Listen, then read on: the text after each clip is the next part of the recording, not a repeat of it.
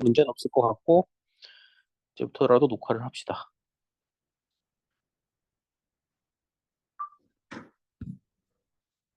오케이. 네. 자, 그래서 맥스 마진 클래시파이어를 우리는 구하려고 하는 거고, 그럼 마진을 수학적으로 어떻게 정의할 거냐? 네, 마진, 요 여백. 클래스 1, 2가 있다고 했을 때 양쪽으로 S씩 떨어진 거. 이게 이제 여백이잖아요. 그럼 2S. 그럼 S는 어떻게 구할 거냐? S는 뭐야? 점과 직선 사이의 거리지. 무슨 점과 직선? 직선은 이제 초평면, 그 결정 초평면이고, 점은 무슨 점으로부터? 서포트 벡터들로부터. 그러니까 즉 요 분할띠 경계에 있는 놈들, 요런 놈들로부터 직선까지의 거리지.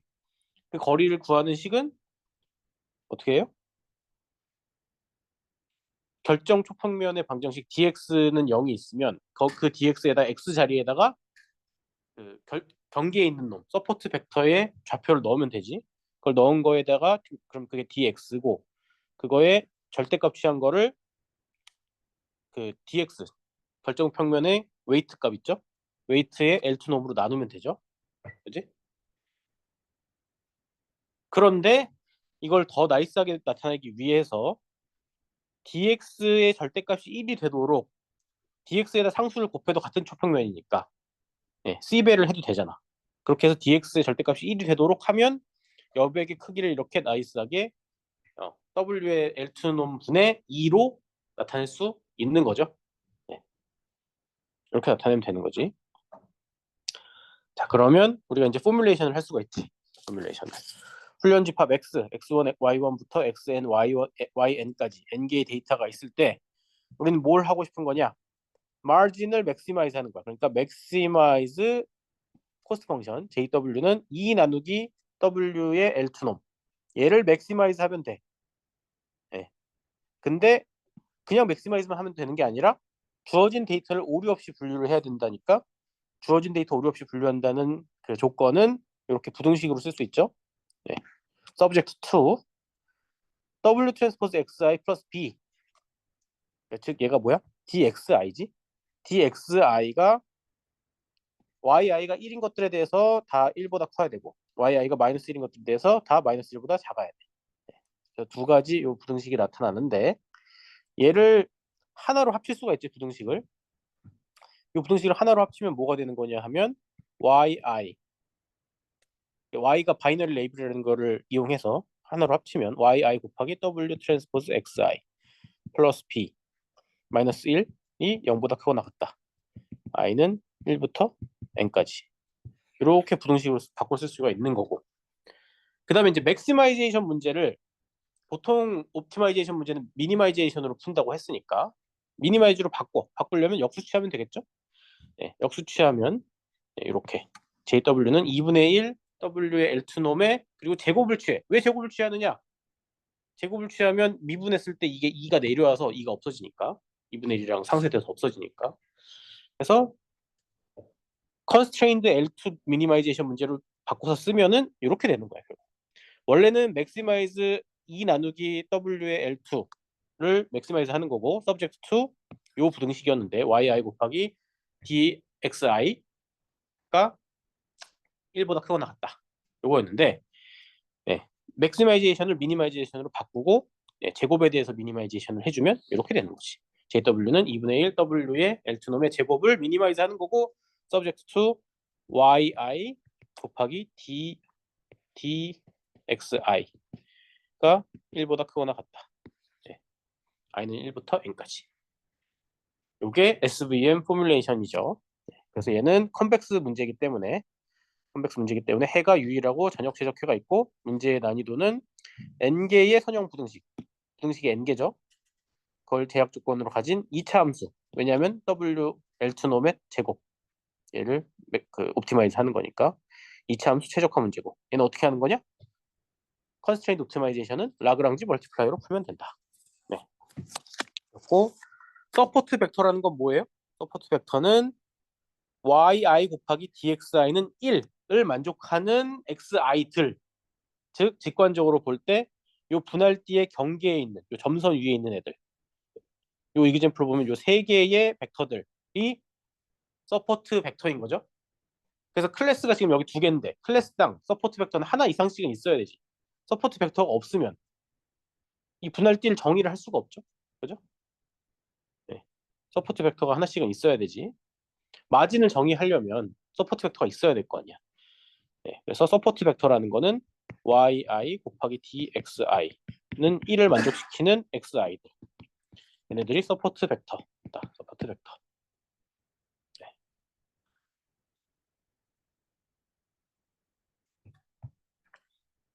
자, 그래서 리니어 SVM을 풀려고 하면 라그랑지 멀티플라이어를 풀려고 하면 자, 어떻게 해야 되는 거예요? 라그랑지 멀티플라이어라는 거는 폼이 캐노니컬 폼이 뭐냐 하면 미니마이즈 fx를 미니마이즈 할 때 제압 조건 subject to gx가 0보다 작거나 같다. 이거를 미니마이즈 하는 방법인데 라그랑지안을 정의하는 거죠. L은 fx 플러스 람다 gx로 f와 g를 라그랑지 멀티플라이어 람다를 통해서 곱해서 합치는 거지. 네. 그렇게 해놓고 라그랑지안을 x로 미분한 거 0 놓고 액티브, 인액티브 나눠서 푸는 거죠. 액티브는 gx가 0인 거. gx가 0이면 람다는 0보다 커야 되고 인액티브는 gx가 0보다 작은 거. 그때는 람다가 0이고 KKT 컨디션으로 푸는 거지. 자, 그러면은 우리는 어떻게 정리할 거야? 라그랑지안은 자, 원래 목적 함수 fx에 해당하는 게 2분의 WL2놈의 제곱인 거고 요게 fx인 거고 gx에 해당하는 놈은 여기 마이너스를 포함한 요 놈이 gx인 거지. 요게 gx인 거지. 네. gx라는 건 마이너스 yi dxi 빼기 1 요게 gx인 거죠. gx. 그리고 요 알파 i들은 뭐야? 라그랑지 멀티플라이어들. 네. 라그랑지안 정했으니까 라그랑지안을 웨이트로 미분하고 바이어스로 미분해서 0으로 둬. 그렇게 하고 정리하면 W는 i는 1부터 n까지 알파 i, yi, xi를 다 더한 거다. 그리고 시그마 i는 1부터 n까지 알파 i, yi를 쭉 더하면 다 0이 된다. 이걸로부터 우리는 뭘 알 수 있느냐? 웨이트를 구하려면 뭘 알면 된다? 서포트 벡터들을 알면 되고 왜냐하면 알파 i가 0인 경우 알파 i가 0인 경우는 즉 라그랑지 멀티플라이어가 0인 경우는 인액티브니까 얘는 서포트 벡터가 아니고 알파 i가 0이면 어차피 얘는 컨트리뷰션이 없잖아. 알파 i가 0인 경우는 필요 없고 알파 i가 0이 아닌 경우에 대해서만 그 값들을 알면 xi, yi 즉 서포트 벡터 값들과 그에 대한 레이블을 알면 w를 구할 수 있는 거지. 즉 결정 평면의 기울기 w 방향은 서포트 벡터들만 알면 구할 수 있는 거다. 그죠? 그럼 서포트 벡터들을 알면 W만 구할 수 있느냐? 아니, B도 구할 수 있지. B는 어떻게 구해? B는 요 식에 의해서. B는 yi 빼기 W 트랜스포즈 xi라는 식에 의해서 B를 구할 수 있지. 왜 이렇게 되느냐? yi 곱하기 W 트랜스포즈 xi 플러스 B 요게 1이니까. 그러니까 네. 그러니까 요거에 의해서 B는 yi 빼기 W 트랜스포즈 xi다. 그러니까 서포트 벡터를 알면 웨이트 바이어스를 다 알 수가 있는 거다. 네. 자, 그러면 이제 알파 값을 구하는 게 문제인데 알파 값을 어떻게 구하느냐? KKT 컨디션으로 구하는 거죠. 자, 알파들은 다 0보다 크거나 같아야 되는데 두 경우 인액티브, 액티브로 나누는 거지. 인액티브인 경우는 알파가 0인 경우인데 알파가 0인 경우는 예, 경계 안쪽이니까 부등식 요 부등식이 성립을 하는 거지. yi 곱하기 dxi 빼기 1이 0보다 큰 거고 얘는 상관이 없어. 뭐가 상관이 있냐? 액티브인 경우 알파 i가 0보다 큰 경우 이 경우는 dxi 곱하기 yi가 1인 거지. 이걸 만족하는 게 by definition 서포트 벡터고. 그래서 요거를 그냥 풀어도 되지만 듀얼로 푼다 그랬죠. 왜 듀얼로 푼다고? 계산 복잡도랑 뭐 여러 가지가 있었지. 계산 복잡도 문제도 있고 커널 트릭 쓸 수 있다는 문제 얘기도 있고. 자, 그래서 어쨌든 듀얼로 풀려고 그러면 어떻게 하면 돼? 듀얼로 바꾸려면 이 W에 대해서 정리한 거를 대입해 갖고 그래서 X를 없애야 되지. 네. 그죠? W랑 X에 대한 걸 없애고 알파랑 X가 아니라 W에 대한 걸 없애야 되는 거지. W에 대한 걸 없애고 알파랑 X, Y들로 정리를 하면 되는 거죠. 대입해서 정리를 하면 이렇게 된다. 그리고 듀얼 문제이기 때문에 맥시마이즈로 바뀐다. 다시.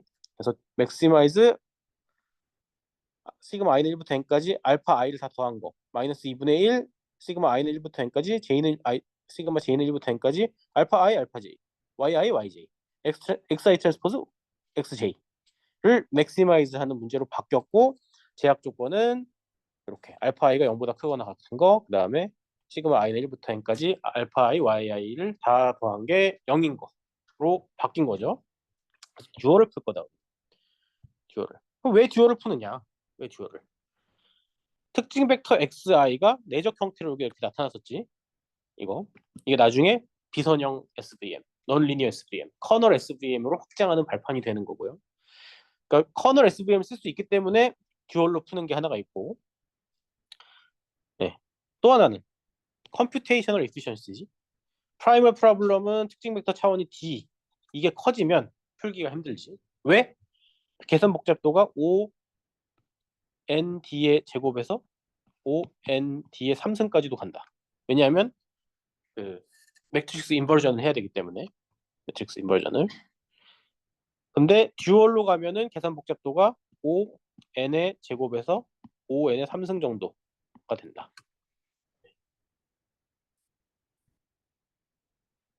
그리고 또 하나 장점은 뭐냐면 듀얼로 갔을 때 많은 알파가 0이 되기 때문에 프리딕션 할 때 컴퓨테이션 이피션시가 좋아진다. 라는 거죠. 그렇지만 여전히 목적 함수 두 번째 항 여기가 n 시그마가 두 개가 있기 때문에 n 스퀘어 개의 항을 갖는 여전히 풀기 어려운 문제. 즉 예를 들면은 엠리스트는 트레이닝 샘플이 6만 개인데 그러면 항이 몇 개냐면 36억 개라서 효율적인 알고리즘이 필요하다. 그래서 효율적인 알고리즘을 사용해서 알파를 잘 찾으면 알파를 찾고 나면 W랑 B도 찾을 수 있고 그걸 통해서 SVM 풀 수가 있는 거다. 였고 그래서 뭐 이 예제를 풀었었죠. 그렇죠? 요거는 트레이닝 셋이 3개밖에 없기 때문에 어널리틱하게 손으로 풀 수가 있는 거였지. 그래서 얘 같은 경우는 목적 함수를 이렇게 써보면 이렇게 되는 거고 대입해서 그냥 전개한 거고 제약 조건은 알파 i, yi, 시그마 한 개 0이어야 되니까 알파 1, y1 곱하고 알파 2, y2 곱하고 알파 3, y3 곱한 다음에 쭉 더한 게 0이다. 뭐랑 알파들이 다 0보다 크거나 같다라는 조건을 놓고 논리적으로 그 생각을 해보면 클래스가 두 개인데 클래스마다 서포트 벡터가 하나씩은 있어야 되니까 즉 알파가 두 개 이상은 다 최소한 두 개 이상은 알파가 0이 아니어야 된다는 얘기지. 그래서 요 세 가지 경우밖에 없고 세 가지 경우에 대해서 일일이 나열해서 풀었었죠. 네. 그래서 조건 만족 못하는 거는 SVM의 해가 아니다 라고 해서 조건 만족하는 거는 요 경우 알파 1이 0이 아니고 알파 2가 0이 아니고 알파 3가 0인 경우 그 경우에 이렇게 나온다. 결정 조평면이 여기까지 아마 했을 거예요. 지난 시간에. 그죠? 그래서 그리고 소프트 마진 조금 하려고 하다가 끝났었지. 맞죠? 혹시 여기까지 배운 거 중에 질문 있나요? 지금 간략하게 리뷰를 하긴 했는데 질문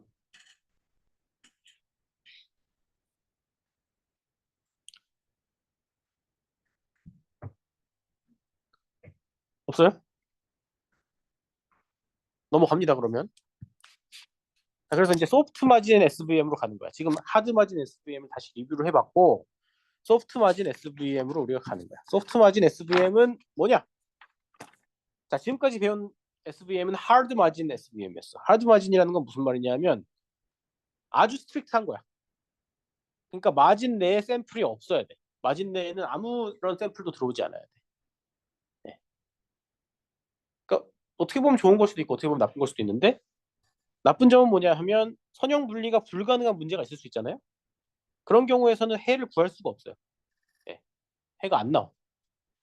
그러니까 즉 요런 예제지. 요런 예제 같은 경우는 보면은 지금 이렇게 속이 꽉 차 있는 놈들이 클래스 1, 속이 비어 있는 놈들이 클래스 2라 그러면 지금 이게 선형 분리가 안 되는 거야. 얘는 선을 하나 그어서 속이 꽉 찬 놈이랑 빈 놈이랑 검은 그러니까 분류를 할 수가 없어요.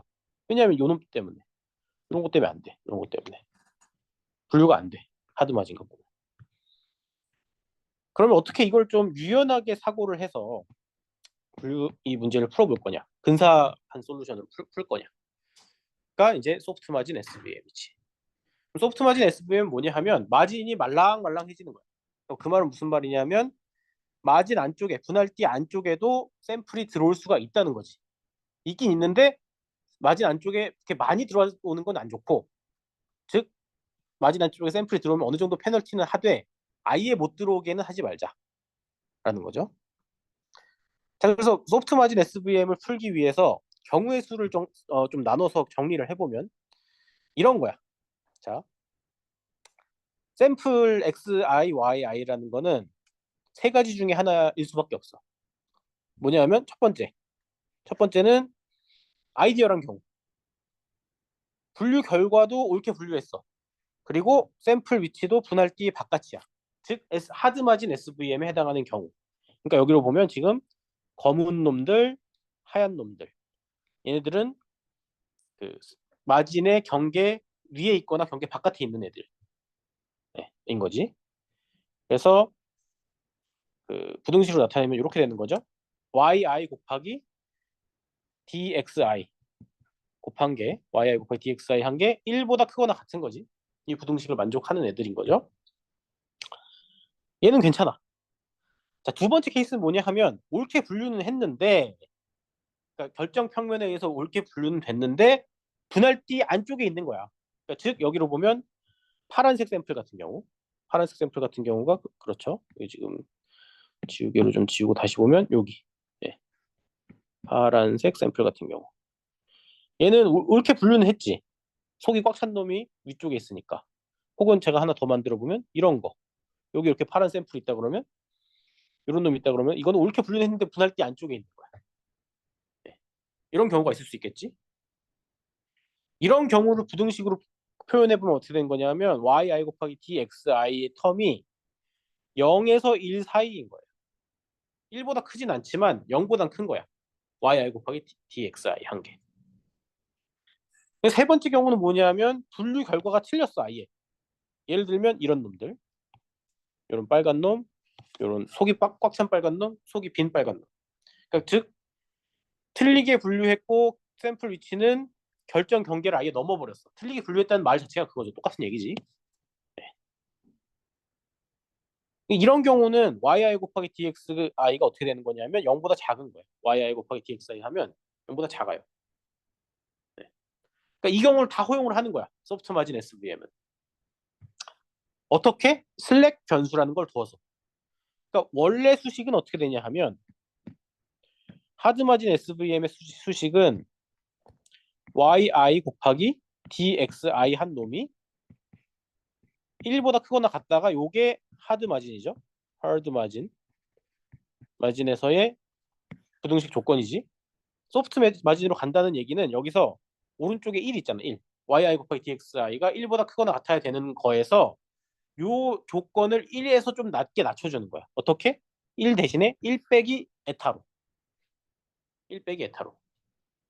그래서 에타가 0인 경우는 하드마진 SVM이면 똑같은 거고, 에타가 0에서 1 사이란 얘기는 1 빼기 에타니까 1 빼기 에타를 하면은 예를 들어서 에타가 0.5였다. 그럼 여기 마진값이 1 대신에 0.5로 줄어드는 거지, 마진이. 그러니까 원래 이 마진값이 1이어야 되는데 마진을 1에서 0.5나 하여튼 0에서 1 사이의 마진으로 줄일 수 있다는 거. 분할띠 안쪽에도 샘플이 들어올 수 있다. 반만 맞으면. 이 경우는. 그러면 에타가 1보다 크면 어떻게 된다? 에타가 1보다 크다는 거는 1 빼기 에타가 되면, 에타가 1보다 크면 1 빼기 에타는 마이너스잖아요. 값이. 그러니까 그 얘기는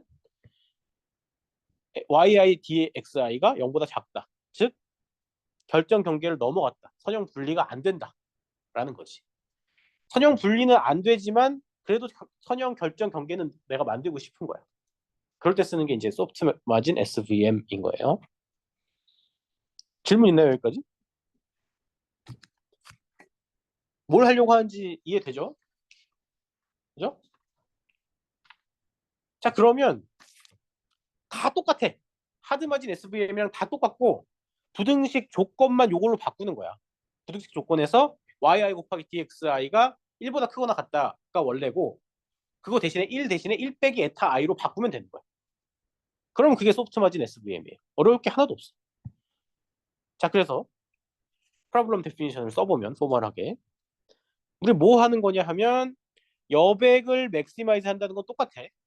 맥스 마진 클래스파이어이기 때문에 여백을 맥시마이즈 하면서 즉 목적 1 목적 1 여백이라는 거는 2 나누기 W의 L2놈 요거죠. 얘를 맥시마이즈 하면서 그러면서 0보다 큰 에타 값인 즉 경우 2랑 3에 속하는 방금 본 요 경우 2랑 3에 속하는 놈들 그러니까 즉 분할띠 안쪽에 있거나 결정격에 넘어가거나 그런 뭔가 그 위반자들을 최소한으로 하는 가능한 한 적게 하는 그런 결정촉 평면 W랑 B를 찾는 거지. 다시 쓰면 이 맥시마이즈를 미니마이즈로 바꾸면 원래 했듯이 미니마이즈 코스트 펑션 J 2분의 1 W의 L2놈의 제곱을 미니마이즈 하는데 이것만 미니마이즈가 아니라 플러스 에타 i들도 얘네들도 줄여야 돼. 에타 i의 값들 이 값들도 줄어들어야 되고 이게 이제 하나가 있는 게 아니라 n개가 있을 거 아니야. 샘플이 n개니까 그거의 합들을 그러니까 시그마 i는 1부터 n까지 에타 i를 한 거를 또 최소화해야 돼. 그리고 여기 c는 하이퍼 파라미터고 c는 하이퍼 파라미터 요거를 미니마이즈 하면서 그러면서 우리는 그 제약 조건이 어떻게 된다? 이렇게 yi 곱하기 dxi가 원래는 1보다 크거나 같다는데 1 빼기 에타 i보다 크거나 같다를 만족해야 되는 거고 에타는 다 0 이상 0보다 크거나 같다. 이걸 만족해야 되는 거지. 네. 그래서 여백을 최대화한다는 거는 무슨 말이냐 하면 그 서포트 벡터와 결정 평면 사이의 거리를 최대화한다는 뜻이고 에타 i를 최소화한다는 거는 분할띠 안쪽에 들어오는 애들의 개수를 가능한 한 줄인다는 거지. 그럼 이 하이퍼 파라미터 C의 역할은 뭐냐? 잘 살펴보면 C 값이 커지면 그러면은 코스트 펑션에서 어떤 효과가 나요? 에타가 조금만 값이 조금만 늘어나도 C가 크면 페널티가 많이 생기지 코스트가 커지지 그러니까 분할띠 안쪽의 샘플 수를 최소화하는 방향으로 더 그 최적화가 되는 거고 C를 만약에 작게 하면 그러면 에타 요 텀에 대한 두 번째 텀에 대한 비중이 줄어드니까 마진을 더 키우는 쪽으로 가는 거야. 그러니까 바이올레이션이 좀 더 많더라도 분할띠 안쪽에 있는 샘플 수가 많더라도 그렇더라도 어쨌든 여백의 비중을 키우는 게 이제 C가 작을 때인 거죠. 자, 그러면 이제 라그랑지안으로 풀면 되는 거지. 컨스트레인트 옵티마이제이션 문제니까. 그러면 어떻게 하면 돼요? 원래 목적 함수에다가 이거 푸는 거잖아. minimize fx subject to gx가 0보다 작거나 같다 하면 되는 거잖아요. 그럼 이제 요 놈이 fx에 해당하는 거고, 그지? gx에 해당하는 놈은 뭐예요? 마이너스 요 텀, 요 텀이 이제 gx지, gx.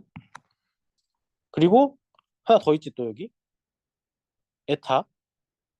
요거에 해당하는 놈도 역시 뭐 hx라고 할까? 마이너스 붙여서 요 놈이 hx가 되는 거지. 네. 자, 그러면 얘의 하드마진 SVM과의 라그랑지안 펑션의 차이는 뭐냐? 하드마진 같은 경우는 어떻게 생겼어요? 얘는 소프트 마진이고 하드 같은 경우에는 어떻게 됐었냐? 라그랑지안이 이거였죠, 그냥 2분의 1 W L2 놈의 제곱 빼기 시그마 i는 1부터 n까지 알파 i y i W 트랜스포즈 xi 플러스 b 괄호 닫고 마이너스 1 괄호 닫고 이거죠? 요게 하드지. 그 차이가 뭐야? 요 에타 있는 텀들만 차이가 나는 거야. 요 세 개의 텀. 요게 차이인 거지. 하드와의 차이가. 네. 자, 하드랑은 이렇게 차이가 나는 거고요. 그러면 자 풀어봅시다. 어떻게 풀어요? KKT 컨디션으로 푸는 거지 뭐. 자, 목적 함수 L을 W에 대해서 미분해서 0으로 둬. W에 대해서 미분하면 에타 있는 텀 다 날라가고, 네, 그죠? 다 날라가고 정리해 보면 어떻게 되냐 하면 결국에 이렇게 똑같이 나와요. W는 i는 1부터 지금 i는 1부터 n까지 알파 i, y i, x i 똑같이 나와. 하드 마진 때랑, 그지? 그다음에 라그랑지안을 그 b로 미분해서 0 두면 이것도 똑같이 나와. 하드 마진 때랑 시그마 i는 1부터 n까지 알파 i, y i는 0이다. 똑같이 나와요. 그죠? 그리고 당연히 알파랑 베타 i들 얘네들은 다 0보다 크거나 같아야 되지. 라그랑지 멀티플라이어니까. 얘네들은 라그랑지니까 라그랑지 멀티플라이어니까 당연히 0보다 크거나 같아야 돼. 그리고 또 라그랑지안을 에타 i로 미분해서 0으로 두면 에타 i로 미분해서 0으로 둬. 그러면 뭐가 나오냐 하면 에타 i로 미분해. 그럼 W 날라가고 여기 W 텀 날라가고 여기 B 텀 날라가고 그죠? 그럼 어떻게 되는 거냐 하면 C는 알파 i 더하기 베타 i가 나온다. 미분해보면 그렇잖아요. 에타 없는 놈들은 다 0으로 날아갈 거고 에타 포함된 놈들만 이 세 텀만 보면 되는데 에타 i로 미분했으니까 시그마 i는 1부터 n까지 n개의 텀 중에 에타 i에 해당하는 것만 살아남을 거 아니야. 나머지는 다 0이고. 그죠? 그래서 에타 i에 해당하는 것만 미분하면 1이니까 걔가 C가 되는 거고 여기도 마찬가지. 얘는 그러면은 앞에 알파가 곱해져 있으니까 알파가 나오는 거고 여기는 베타가 곱해져 있으니까 베타가 나오는 거지. 그래서 C라는 거는 알파 i 플러스 베타 i다. i는 1부터 n까지에 대해서 다. 이 조건이 나오는 거지. 네. 그리고 또 뭐가 있냐 하면 요거죠. i는 1부터 n까지 알파 i 곱하기 dxi 마이너스 1 마이너스 에타 i가 0이어야 되지. 네. 요 등식을 만족하는 애들이 뭐예요? 서포트 벡터가 되는 거지. 그 다음에 베타 에타 i를 곱한 건 0이어야 되고. 이건 뭐야? 이거는 요 두 개를 묶어서 뭐라 그래? 컴플리멘터리 슬랙니스라고 그러죠. 네. 그걸 쓴 거야. 자, 그러면은 결국 KKT 컨디션으로 솔루션을 구해놓고 봤더니 하드마진 SVM과의 차이는 뭐냐 하면 차이는 이 텀밖에 없어요. 텀. C는 알파 i 플러스 베타 i라는 텀이 생긴 거야. 이 조건이 생긴 거지. 다시 정리. 자, 듀얼로 풀 거야. 듀얼로. 얘는 지금 프라이멀 문제였고 듀얼로 바꾸면 듀얼로 바꾸면 어떻게 돼요? 자, W는 이 텀이니까 얘를 다시 집어넣어. 대입해야 되지. W 대입하고 W 여기도 대입하고 그 다음에 시그마 i는 1부터 n까지 알파 i, y i는 0인 거 또 대입하고 여기로 그 다음에 C는 알파 i 플러스 베타 i인 거 여기 대입을 해. 여기 대입을 해. 네. 그래 놓고 정리를 하면 뭐가 나오느냐? 자, 봐봐요. 요 텀, 요 텀, 요 텀은 요 세 개의 텀. 얘네는 상쇄가 되겠지? 상쇄가 되겠지? 왜냐? C는 알파 i 플러스 베타 i인데 이 뒤에 텀들이 뭐냐 하면 시그마 i는 1부터 알파 i, 에타 i 그 다음에 이 뒤에 텀은 시그마 i는 1부터 n까지 베타 i, 에타 i니까 그러니까 뒤에 텀은 뭐가 되는 거냐면 시그마 i는 1부터 n까지 알파 i 플러스 베타 i, 에타 i 이 텀이 되는 거야. 이거는 얘는 다 C잖아. 그러니까 이 텀이랑 똑같으니까 상쇄되고 없어지는 거지. 네. 그러니까 결국에 라그랑지안 이 듀얼 이 펑션이 똑같아요. 이렇게 하드 마진이랑 똑같아. 알파에 대한 식으로 바꿔보면 시그마 i 1부터 n까지 알파 i 마이너스 2분의 1 시그마 i 1부터 n까지 시그마 j 1부터 n까지 알파 i 알파 j yi yj xi 트랜스포즈 xj를 맥시마이즈 하는 건 똑같아. 그럼 뭐만 다르냐? subject to 시그마 i 1부터 n까지 알파 i yi는 0인 것도 똑같고 요것만 달라졌어. 요것만 하드랑의 차이. 알파 i가 0보다 크거나 같고 c보다 작거나 같다라는 조건이 생긴 거야. 그러니까 대비해서 하드 마진일 때 보면 하드일 때는 0보다 알파 i가 크거나 같다. 이 조건이었는데 알파 i에 대한 조건이 c보다 작거나 같다가 하나 추가된 거야. 그거예요. 소프트 마진으로 가면. 네. 질문 있나요? 혹시 여기까지?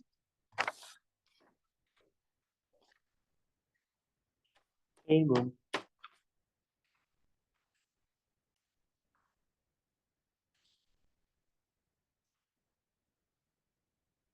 자, 그러면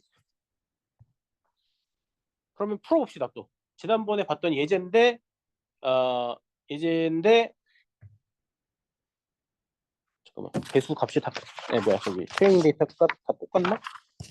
지난번에 봤던 게 2,3, 4,1, 5,1. 지난번에에서 뭐만 바뀐 거냐면 Y3가 원래는 하드 마진일 때 Y3가 마이너스 1이었는데 얘를 선형 분리가 아니 뭐야 소프트 마진 SVM으로 바꾸기 위해서 Y3를 1로 바꾼 거예요. 그래서 요렇게 해놓고 풀어보는 거예요. 그 상태에서. 자, 그러면 맥시마이즈 그 듀얼 라그랑지안 L 알파는 어떻게 되냐면 얘는 식에 대입하면 되죠. 식에 대입하면 알파 1 플러스 알파 2 플러스 알파 3 마이너스 2분의 1 여기 개수 다 계산할 수 있지. 얘는 똑같아요. 요 식은 지난번 예제랑 네, 똑같이 나오고 y3가 y3가 1이니 y3가 이제 1로 바뀌었으니까 요 조건이 바뀌지. 시그마 알파 i yi 요게 알파 1 빼기 알파 2 플러스 알파 3는 0. 요 조건으로 바뀐 거고 그다음에 알파 1이 0보다 크거나 같다 해서 0보다 크거나 같고 C보다 작거나 같다로 바뀐 거지. 모든 알파에 대해서 다 이렇게 조건이 된 거죠. 자, 이 경우도 클래스별로 서포트 팩터는 하나 이상 있어야 되기 때문에 네. 그러니까 알파가 0 아닌 놈이 두 개씩은 있어야 되는 거지. 알파가 아닌 놈이 0이 아닌 놈이. 그러니까 이 세 가지밖에 안 되는 거지, 경우가. 세 가지 경우밖에.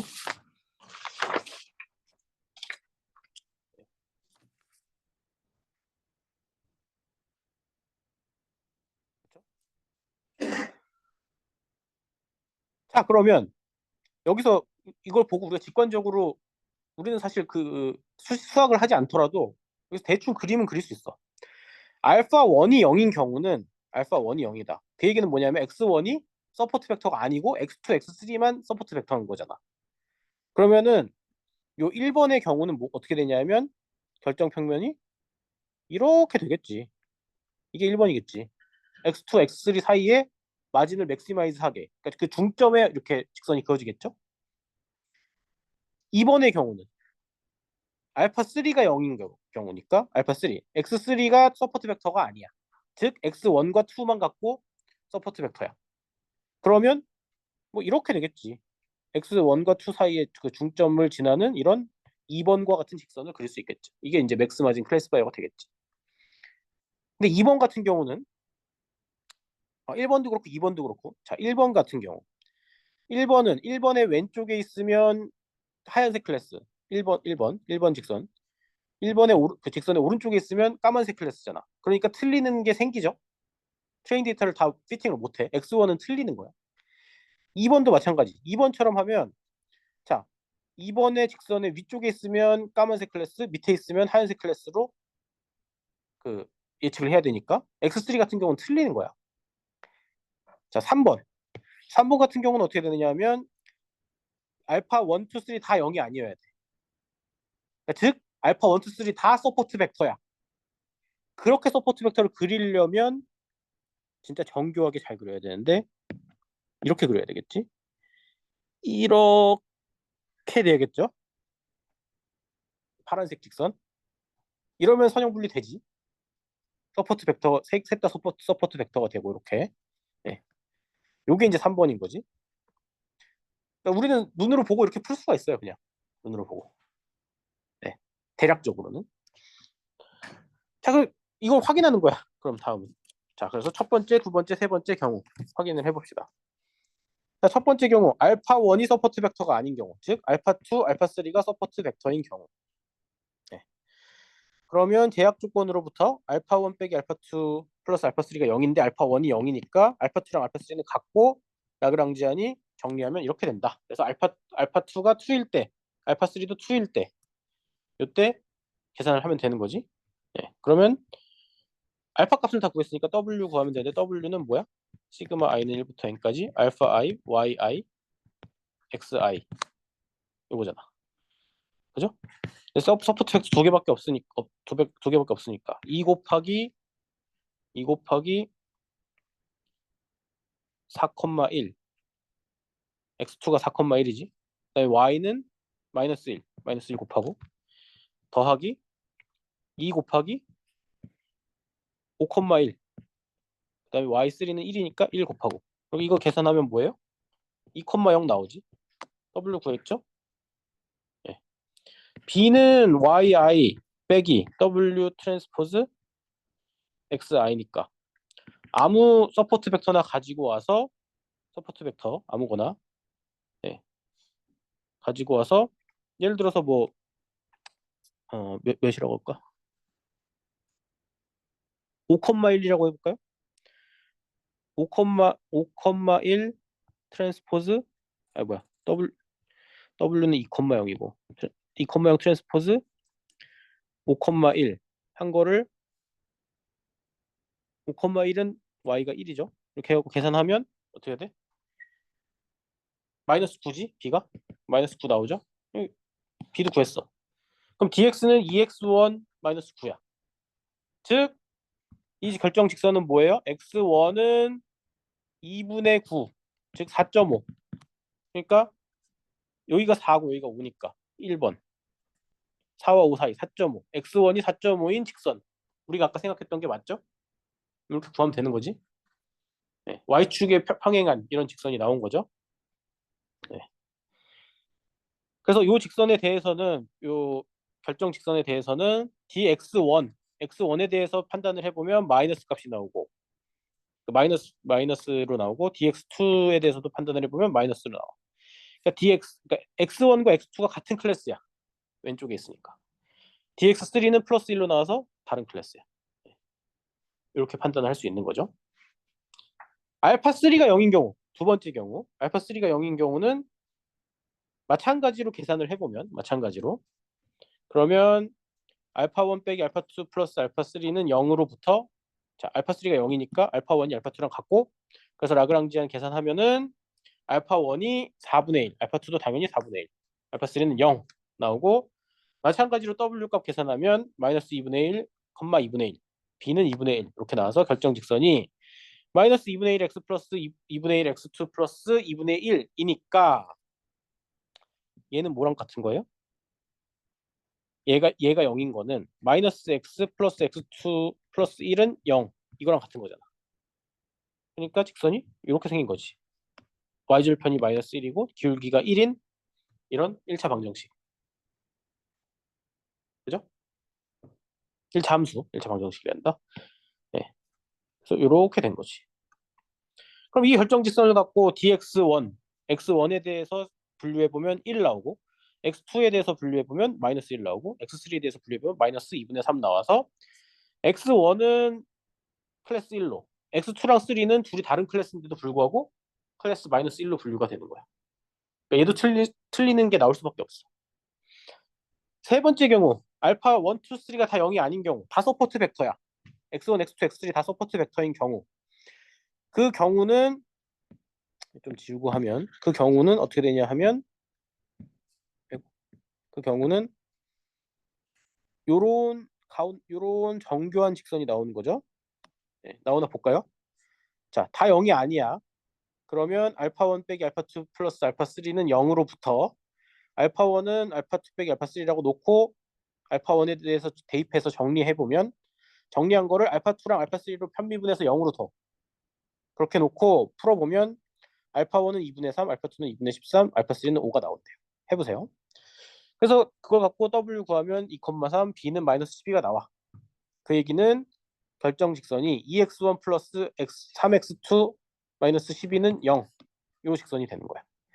그 직선을 그리면 이런 빨간색 제가 지금 방금 그린 이런 직선이 되는 거지. 그래서 이 직선에 대해서는 x1, x3가 둘 다 플러스 값으로 나오고 x2에 대해서 마이너스로 나와서 선형 분리가 잘 되는 거죠. 선형 분리가 잘 되는 거야. 그럼 이 세 가지 다 지금 가능은 한 솔루션이야. 가능한 솔루션. 그죠? 왜냐면 소프트 마진 SVM은 분할띠 안쪽에도 샘플을 허용을 하고 그 아예 결정 경계를 넘어가는 것도 허용을 하기 때문에 셋 다 밸리드한 솔루션이야. 그럼 도대체 뭘 솔루션으로 해야 되는 거냐? 라는 질문이 남는 거죠. 자, 그래서 SVM이 1에서 3의 이 케이스 중에 어떤 결정 직선을 선택하게 될 거냐에 문제가 있는데 그거는 하이퍼 파라미터 C 값에 따라서 다르다가 답인 거지. 하이퍼 파라미터 C 값에 따라서 다르다. 자, 우리 조건이 뭐가 있었어요? 소프트 마진 SVM에서의 조건이 하드 마진과는 다르게 알파 i가 0보다 크거나 같은 건 같지만 하드 마진과 알파 i가 C보다 작거나 같다라는 조건이 있어져. C를 넘어가면 안 돼, 알파 i는. 그래서 이 조건에 의해서 이제 결정 직선이 어떤 걸 택할 건지 결정이 되는 건데, 자, 만약에 C 값이 C 값이 C 값이 2보다 작았다 그러면 지금 아까 앞에서 구한 솔루션들을 정리해보면 이렇게 돼요.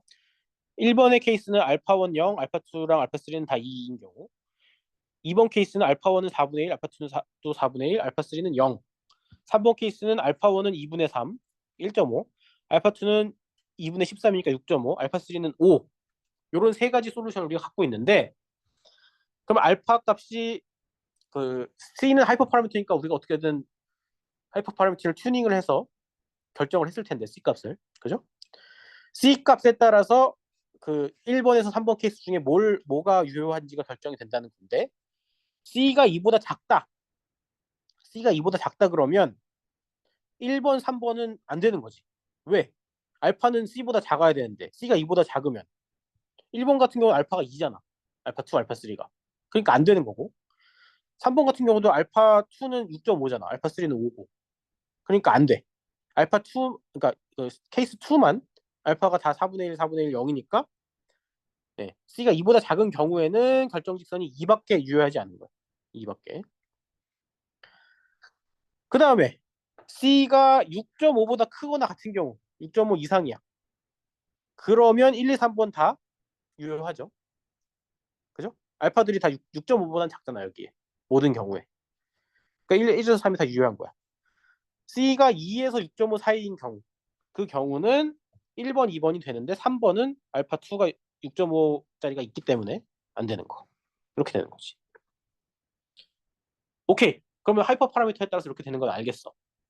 근데 내가 하이퍼 파라미터를 결정을 했는데 하이퍼 파라미터 C가 예를 들어서 7이 나왔어. 근데 그럴 경우는 1에서 3이 다 유효하다며. 그럼 뭘 골라야 돼? 이럴 경우에는 라그랑지안 이 코스트 펑션 L 틸드가 큰 거를 선택하면 돼. 왜? 우리의 목적은 L을 맥시마이즈 하는 거잖아요. 듀얼 오브젝티브에서. 그럼 L 값을 알파 값 우리가 다 아니까 L 값을 계산을 해보면 1번 같은 경우에 L 값은 2가 나오고요. 2번 케이스는 4분의 1이 나오고 3번 같은 경우는 L 값이 2분의 13, 6.5가 나와요. 그러니까 이 경우에는 C가 7이라면 그러면 세 개가 다 유효한데 L 값이 제일 큰 게 3번 케이스니까 3번 직선, 즉 요 놈을 택한다. 요 놈. 이렇게 되는 것이. 네.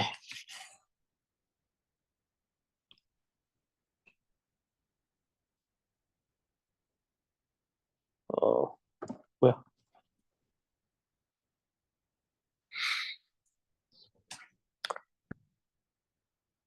자, 그 다음에 다시 한번 강조를 하면, 그럼 C의 크기랑 여백이 어떤 관계냐? 목적 함수를 써놓고 생각을 해보면, 목적 함수 J라는 게 어떻게 생겼냐 하면 2분의 1 W의 L2놈의 제곱 더하기 하이퍼파라미터 C 곱하기 시그마 i1부터 n까지 에타 i 슬랙 변수들을 다 합한 거 이죠. 그리고 제약 조건은 yi 곱하기 dxi가 1 빼기 에타 i보다 크거나 같다라는 제약 조건이 있는 문제를 우리가 푼 건데, 자 여기서 c를 작게 하면 어떻게 된다고? c가 작아져. c가 작다는 거는 이 에타 i 텀, 시그마 에타 i 텀이 그 비중이 작아지는 거니까 여백의 비중이 상대적으로 커지는 거지. 그러니까 여백을 최대화시키려고 하게 되는 거야. C가 커지면 이런 문제에서 여백, 요 여백 이걸 최대화시키려고 하는 거야. 분할기 안쪽에 샘플은 좀 더 들어오더라도 이 여백을 최대화하려고 하는 거지. C를 작게 하면. 반대로 C를 크게 늘리면 여백은 좀 작아지더라도, 예를 들면 이런 거, 여기 3번 케이스 같은 경우 여백은 작아지더라도 분할기 안쪽의 샘플이 최소화가 되도록. 네. 즉 C를 크게 한다는 거는, C가 크다는 거는 에타 i가 값이 조금만 늘어나도, 에타 i를 합친 게 조금만 값이 늘어나도 코스트 펑션이 커지니까. 네.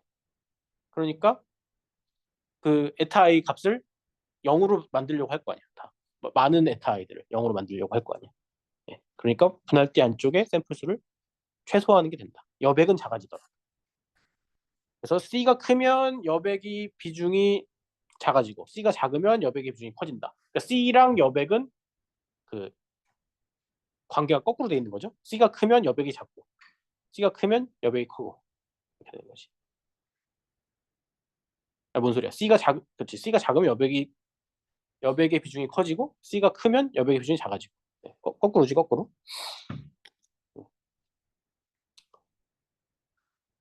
여기까지 질문 있나요?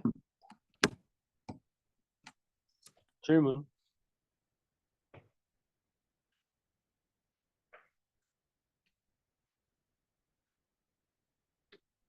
안 어려워요? 쉬워요?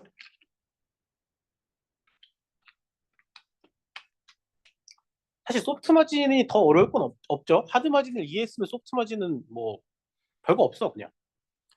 이 슬랙 베리어블 에타만 넣어주면 되는 거예요.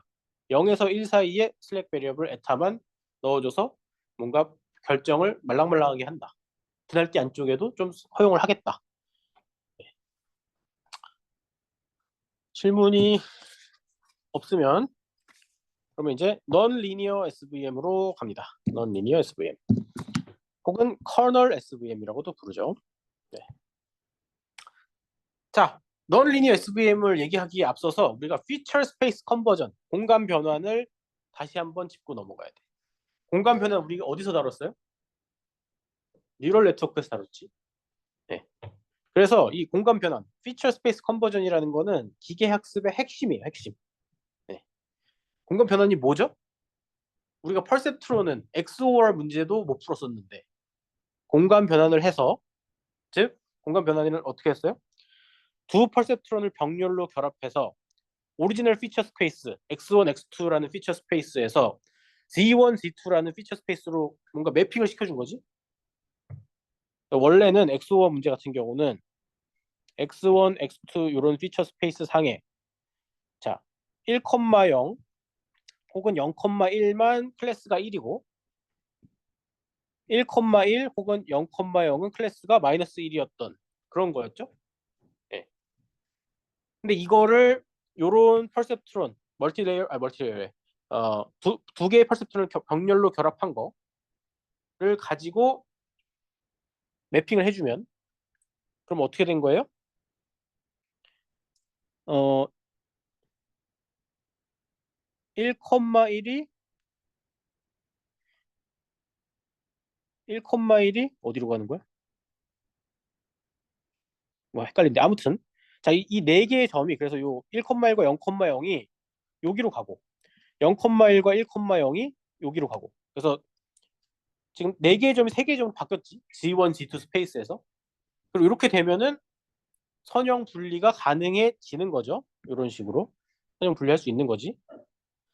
그러니까 지금 무슨 얘기 하고 싶은 거냐 하면 공간을 변환하면 그러면 그 클래시피케이션에 더 유리한 새로운 공간이 되는 거고 거기서 원래는 선형 분리가 안 되던 거를 선형 분리하게 만들 수가 있다는 거지. 그죠? 네. 자, 그래서 XOR 예제 같은 경우, 네, 예제 같은 경우가 있었고, 그래서 공간 변환의 목표는 뭐냐 하면 선형 분리가 불가능한 입력 데이터가 있을 때, 예를 들면 이런 거, 2차원에서 2차원 평면에서 이렇게 그 하얀색, 까만색이 있으면 선형 분리 안 되잖아요. 이렇게 꾸불텅꾸불텅하게 그 분리할 수밖에 없잖아. 그런데 얘를 고차원으로 보내. 예를 들면은 이게 지금 하나, 둘, 셋, 넷, 다섯, 여섯 개 차원, 6차원 상의 하이퍼 하이퍼 플레인으로 보내면 하이퍼 플레인, 하이퍼 스페이스로 보내면 그러면 이렇게 선형 분리가 가능해질 수 있다는 거야. 그 보내는 매핑을 이 파이, 파이, 네, 파이라고 할 수 있는 거지.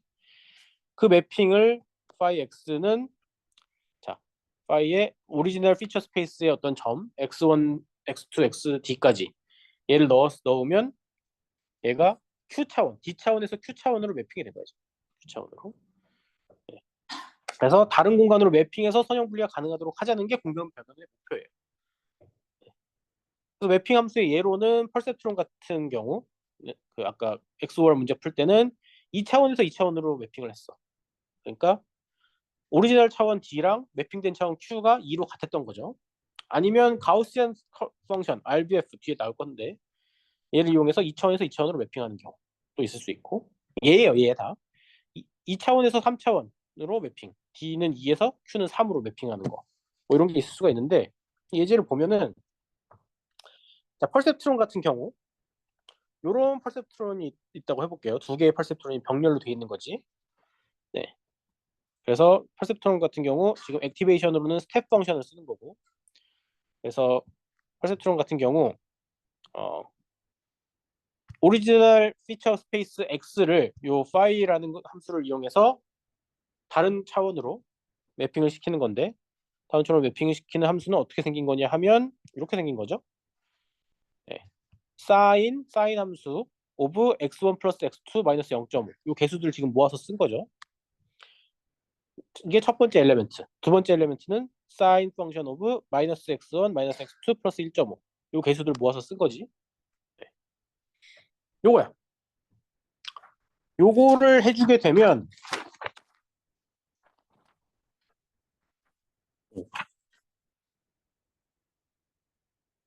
그러면 이제 얘는 0,0이고 얘는 1,1이고 얘는 1,0이고 얘는 0,1이고 그래서 얘는 레이블이 0 얘도 레이블 0 얘는 레이블 1 얘는 레이블 1인데 자 얘를 매핑을 시키면 1,1은 어디로 가?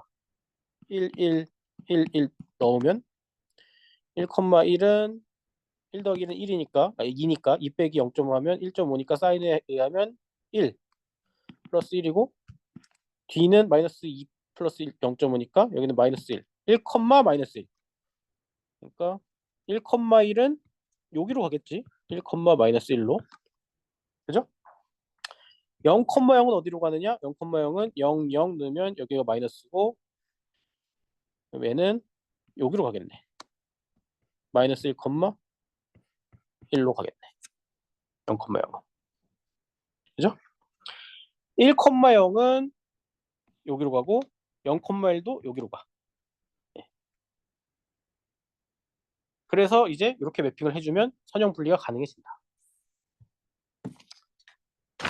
또 하나의 경우 RBF 커널, Radial Basis 펑션을 이용한 2차원에서 2차원으로의 매핑인데 Radial Basis 펑션이라는 건 뭐냐 하면 얘는 이런 거예요. Real Valued Function 얘는 depends only on the distance between input x and some fixed point c. 그러니까 어떤 픽스드 포인트 C와의 거리에만 비례하는 함수를 뭐라 그러냐면 radial basis 펑션이라고 그래. radial basis. 그러니까 이제 요 C라는 건 이제 그 상수예요. 상수, 그러니까 벡터는 뭐지? 상수 벡터. 이 어떤 고정된 포인트 C와의 거리에 관한 함수로만 나타나는 게 radial basis 펑션이야. 그럼 C 값에 따라서 베이시스들이 달라지는 거겠지? 펑션의 베이시스들이. 네. 레이디얼 베이시스 펑션은 이렇게 나타낼 수 있는 거야. phi x라는 건 phi 어떤 놈, 뭐의 놈이냐? x 빼기 c의 놈.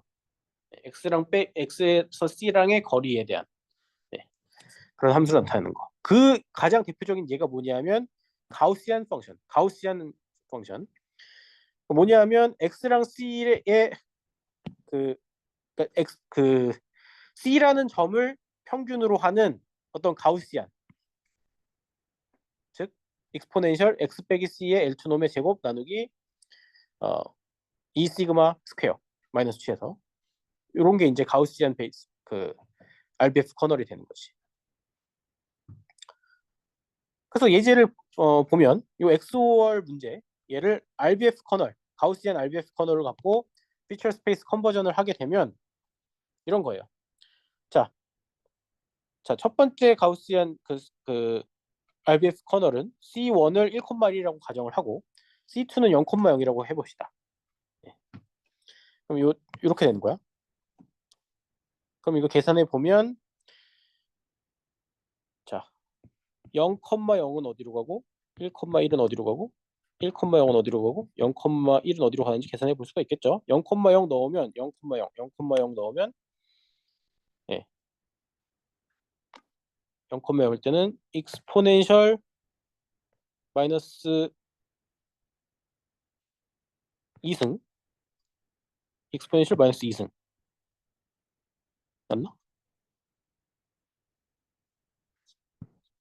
이게 되는 거지? 맞아요? 잠깐만 0, 아니지. 얘는 익스포넨셜 마이너스 2승 얘 뒤에는 2의 0승이지 0승 예. 그러니까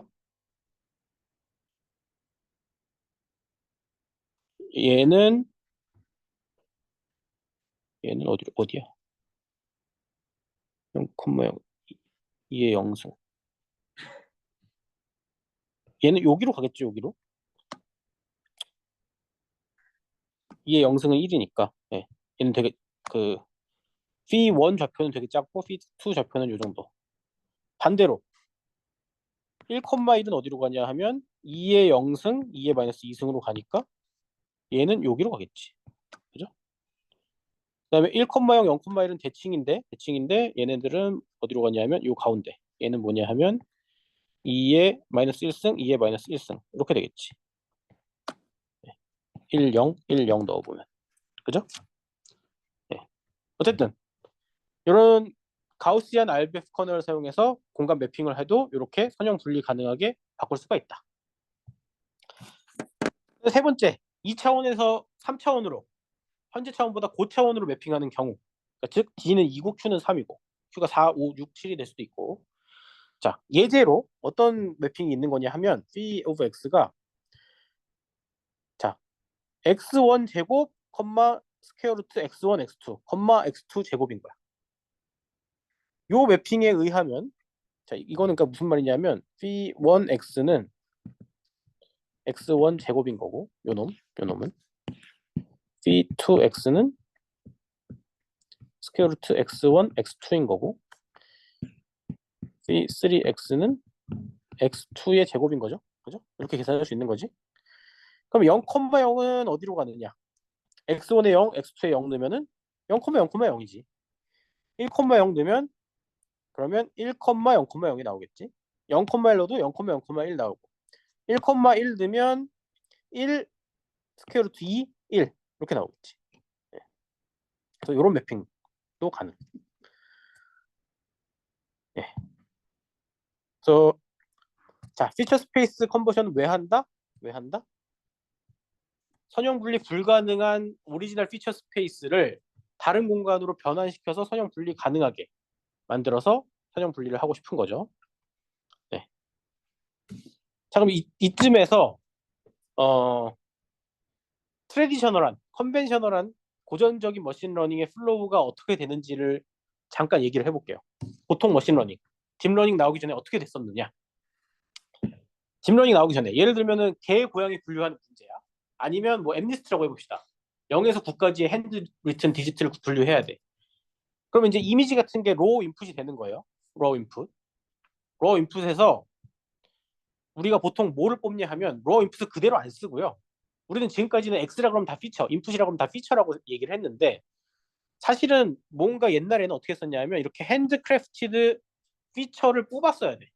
이미지를 그대로 쓰는 게 아니라 이미지에서 특징을 뽑았어야 돼. 근데 그 특징 뽑는 게 진짜 엄청나게 많은 알고리즘들이 있고 특징 뽑는 알고리즘 하나하나가 옛날에는 다 ICML, 뉴립스 뭐 이런 데 논문이 됐었는데 그러니까 예를 들면 이런 거예요. 히스토그램 오브 오리엔티드 그레디언트라는 피처를 뽑는 거야. 얘는 뭐냐 하면 이런 인풋 이미지가 있으면 이미지를 그리드로 나눠요. 그리드로. 뭐 그리드 하나 한 칸 한 칸이 예를 들면 뭐 16 x 16, 8 x 8 뭐 이런 식으로 나눠. 그럼 그 그리드 안에서 뭘 조사하냐 하면 그리드 안에서의 그 이미지의 그레디언트를 구할 수가 있거든요. 이미지의 그러니까 픽셀의 변화량을 구할 수가 있어. 그럼 그레디언트니까 방향이 있을 거 아니야. 그 방향들에 대한 히스토그램을 그리는 거야. 그 히스토그램을 그려서 그게 피처가 되는 거야. 그걸 뭐 어떻게 하는 건지 정확하게는 이해는 안 해도 돼. 어쨌든 이미지를 그대로 쓰는 게 아니라 어떤 방식을 써서 피처로 만든다. 그 어떤 방식인지는 옛날에는 이런 피처가 좋아요, 저런 피처가 좋아요를 사람들이 머리 좋은 사람들이 막 연구를 해갖고 다 제안을 했던 거야. 그 중에 하나가 이 HOG, 히스토그램 오브 오리엔티드 그레디언트라는 거였고, 어쨌든 뭐 뭘 쓰든지 간에 그런 핸드크래프티드 피처 익스트랙터를 통해서 피처를 뽑아요. 그럼 피처가 나오지. 이제 비로소 피처인 거야. 이게 이제 X인 거지, X. 그럼 얘를 가지고 트레디셔널 ML 알고리즘을 돌려서 예를 들면 SVM 같은 걸 돌려서 이제 분류를 하는 거지. 분류를. 자, 근데 피처를 뽑았더니 선형 분류가 가능하면 좋지만 선형 분류가 불가능할 수도 있겠지. 그럴 때는 어떻게 했었느냐? 그럴 때는 선형 분류가 안 돼. 그럴 때는 피처 트랜스폼을 해서 선형 분류 가능하게 만들어 놓고 트랜스폼된 피처에 대해서 트레디셔널 러닝 알고리즘을 돌려서 그래서 그 피팅을 시키는 거지. 옛날에 다 이렇게 했다. 옛날에. 예. 그런데 요즘은 딥러닝의 시대니까 그럼 딥러닝은 도대체 뭐냐? 딥러닝이라는 건 지금 이 과정이 트레디셔널 머신러닝의 과정이에요. 로우 인풋을 핸드크래프티드 피처 익스트랙터를 갖고 피처를 뽑은 다음에 피처가 선형 분류가 보통 안 되니까 피처 트랜스폼을 해서 트랜스폼된 피처 스페이스 상에서 러닝 알고리즘이 돌아서 아웃풋이 나오는 거야. 이제 딥러닝은 뭐냐 하면 이 가운데 세 개의 과정, 피처 익스트랙터, 피처 트랜스폼, 그다음에 트레디셔널 러닝 알고리즘 이게 다 그냥 딥 뉴럴 네트워크 하나로 합쳐져 있는 거지. 어떻게? 뉴럴 네트워크를 여러 층을 쌓아서. 그래서 뉴럴 네트워크가 알아서 파라미터 학습을 하면은 피처 익스트랙션도 해주고 피처 트랜스폼도 해주고 그리고 그 나중에 결정 경계까지 피팅을 해주는 거지. 네. 요게 딥러닝의 플로우다. 자, 그래서 이제 잠깐 옆길로 새서 SVM에서 약간 옆길이라기보다는 그 버드 아이 뷰를 보여준 거죠. 네. 머신러닝의 그 어떤 플로우. 이 피처 익스트랙션이랑 트랜스폼이 딥러닝에서는 혹은 뉴럴 네트워크에서는 흡수가 되어 있는 거다라는 걸 보여준 거고. 네. 그래서 다시 돌아오면 자, 넌 리니어 SVM이라는 건 어떻게 하는 거냐? 넌 리니어 SVM. 넌 리니어 SVM이라는 건 결국에 피처 스페이스를 컨버전 한 다음에 리니어 SVM 하는 거예요. 공간 변환을 하고 나서 선형 SVM을 돌리면 된다. 네. 그래서 변환된 공간에서 특징들이 선형 분리가 잘 되도록 공간 변환 함수, 요 p히라는 걸 결정을 해야 돼. 그리고 나면은 데이터셋의 모든 입력 샘플에 대해서 이 p히를 통해서 그 피처 스페이스 컨버전을 해. 컨버전 된 데에다가 SVM을 적용하면 되겠지. 이게 가장 나이브하게, 가장 단순하게 생각해 볼 수 있는 넌 리니어 SVM 얘겠죠. 근데 이제 이때 어떤 문제가 있느냐? 모든 샘플들을 다 피처 스페이스 트랜스포메이션을 해야 돼. 그 컴퓨테이션 컴플렉시티가 높지. 네. 그리고 어떤 함수를 B를 쓸 거냐? 이거 공간 변환 함수도 결정을 해야 돼. 이런 두 가지 문제가 있는 거예요. 이 위의 방식으로 하면 공간 변환 먼저 해놓고 리니어 SVM 하려고 하면 공간 변환 함수는 뭘 쓰지? 결정을 해야 되는 거고 그걸 결정을 했다고 해도 모든 샘플, n개의 샘플에 대해서 다 공간 변환을 해야 되니까 복잡도가 높은 거야. 그런데 두 가지 문제를 해결하는 방식이 뭐냐 하면 커널 트릭이에요. 커널 트릭. 커널 트릭이라는 걸 쓰게 되면 공간 변환을 하지 않아도 돼. n개에 대해서 공간 변환을 하지 않아도 되고 어, 공간 변환 함수를 결정하는 게 아니라 커널 펑션이라는 게 있는데 얘만 결정을 해주면 돼. 예. 그래서 그 부분에 대해서는 다음 시간에 다시 자세히 다뤄봅시다. 여기까지 합시다.